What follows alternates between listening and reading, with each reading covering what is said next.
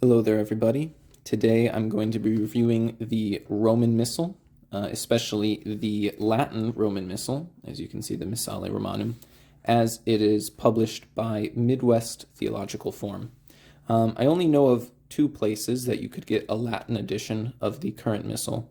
The first one is the Vatican Bookstore. Obviously, I don't exactly know how that is price-wise. I think it might be a little bit cheaper than this copy. But then, of course, the other copy is from Midwest Theological Forum.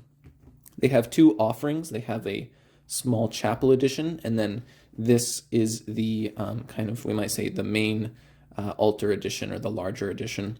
I have this one because the smaller one was out of stock, and also I like the larger tabs that this version has. On the the chapel, or we might say the smaller edition, the tabs seemed just a little bit smaller, and I like something to have my fingers to grab onto and move the pages. So we'll just do a little bit review of this.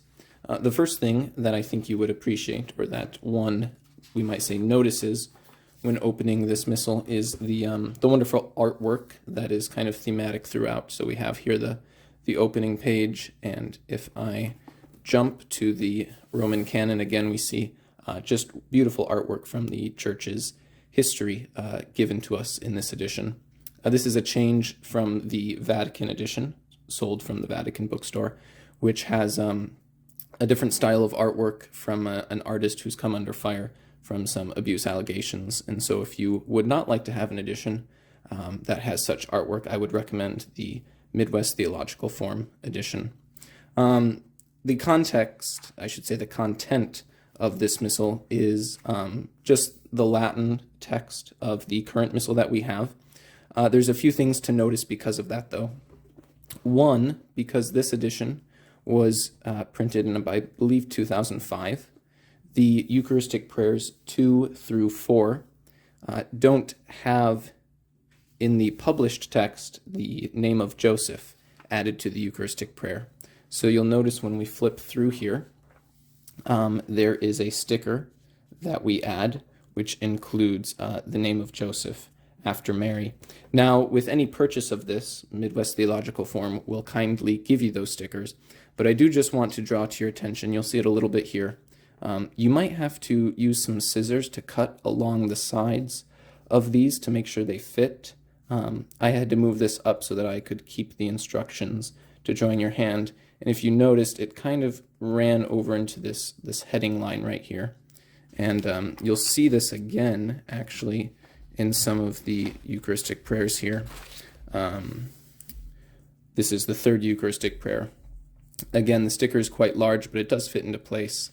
And then for the fourth Eucharistic prayer, this one I actually did, if you'll notice up here we have straight corners and then rounded corners. What I did is I actually took a pair of scissors to cut out that spacing, just so I could keep that heading there and I didn't cover up the heading on the page. So when you're applying the stickers, if you do get a version such as this, just be aware of that. As you'll notice, such on this page and other pages, they do have the chant notation for the parts that are usually chanted or sung. That's very helpful.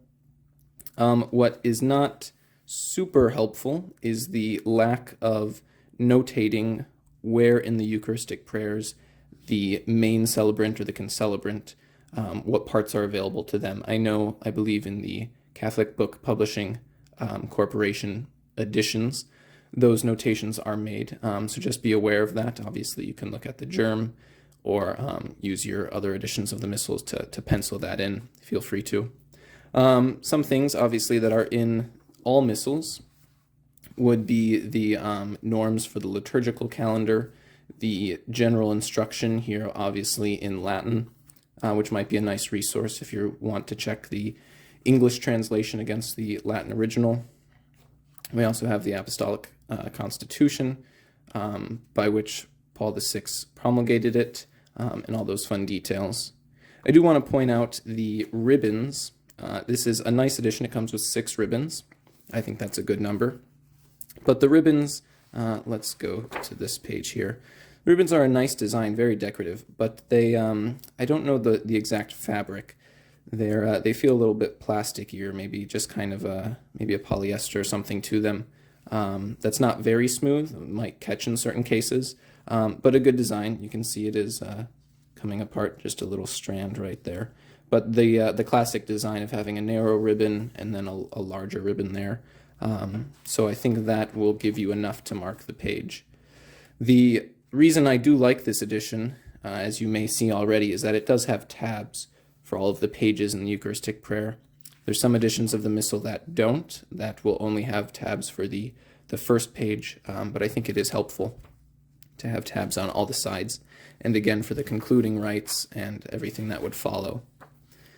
Now, finally, just so that you know what you're getting when you get something like this, as I said, you'd have a little bit of the older text in the Eucharistic prayers. You can apply the stickers. Also in the back, when we go to the Common of Saints and the Calendar of Saints, particularly, what you'll notice here is, especially if you're an American purchasing this, or in other parts of the world, that this is just the general calendar, and so it doesn't have any kind of particular feast days. In a lot of English American missals, there's obviously things for American saints, and then sometimes also particularly American holidays that have been endorsed by the Church. I'm thinking most especially of something like July 4th, in which case the feast of Elizabeth of Hungary is always transferred. Now, if I find, here we go, the calendar up front, and if I go to July 4th, you'll notice right here that Elizabeth is still on the 4th, and no mention of any U.S. Adaptations. So just be aware of that. Look at the Ordo for any local adaptations your calendar has. A thing you will notice from the calendar here along this leftmost column is that you kind of have the, not kind of, but you do have the calendar notation, which would be used in something like the Martyrology to help you sync up the different cycles of the years in the lunar calendar. Obviously, I've done a video on the Martyrology. It's a beautiful book, and we're hoping that it is one day translated, God willing, into English, so it can have a larger circulation amongst the faithful. But that would be for your use as well, and just as in the other ritual books, it'll note whether it is a memorial, if it's obligatory, a feast, and then solemnities as well. As you can see here, solemnity for the Assumption of the Blessed Virgin Mary. So in total, very nicely well done. Midwest Theological Forum does a good job. It's a leather cover. I believe it's from German leather, or maybe Belgium. Not entirely sure. As you can see, some nice facing within the sides as well. Good index, obviously, which is just in the Missal, and then the, for example, prayers for Thanksgiving after Mass in the appendices that you would be used to seeing in a Missal. For example, there's Eucharistic prayers for Mass with children. Now, if you're using a Eucharistic prayer for Mass with children in Latin, I would be very interested to know what kind of congregation you're presiding over, but it is available to you if you would like. And then obviously there's examples of the universal prayers, so a lot of things in the appendix here, the chanted notation for various Mass parts and all things like that. So a good resource, not only for saying and praying the Mass, but also for all the other things that might be connected with it. So I hope this was helpful. Sometimes it's good to see not just the cover, but what's on the inside and what's all included in it. I hope that was helpful for you. God bless you all, and I will see you next time.